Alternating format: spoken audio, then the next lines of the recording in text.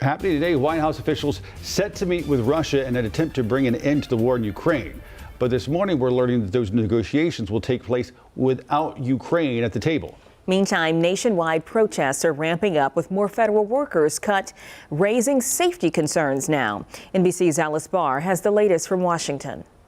Good morning, Ben and Kayland. Starting overseas, European leaders who, like Ukraine, are so far not included in the Russia talks, gathered for their own emergency summit.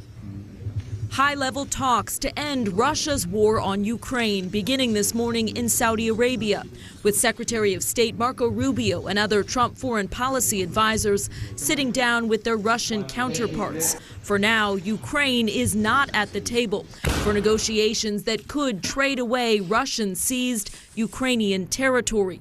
Ukraine's president has told NBC News his country will not accept a deal it's not part of. We have to be there, otherwise it's not acceptable. President Trump says Ukraine will be included in negotiations. An administration envoy is expected in the country this week. Elon Musk has got to go! Hey, hey! Here at home, a President's Day of protest across the country over federal worker job cuts through Elon Musk's Department of Government Efficiency. The latest layoffs include close to 300 FAA employees, just as real-world incidents are raising alarm.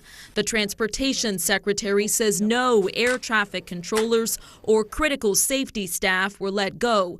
Those who were cut say remaining workers are stretched thin. Even for the people that are still there, their workload has drastically increased. And NBC News confirmed the top Social Security Administration official resigned after refusing to give DOJ teams access to sensitive information. After similar concerns were raised at the IRS, the White House insisted DOJ would not go through the records of regular Americans. What we're talking about is at the programmatic level, being able to analyze and assess for signs and symptoms of fraud. Despite protests, the Trump team pressing ahead. And NBC News has learned the Trump administration is preparing to fire hundreds of high-level employees at Homeland Security. Sources familiar with the matter say these are not just cost-cutting moves, that they're aimed at people the administration sees as not on board with its goals. In Washington, Alice Barr, WCNC, Charlotte.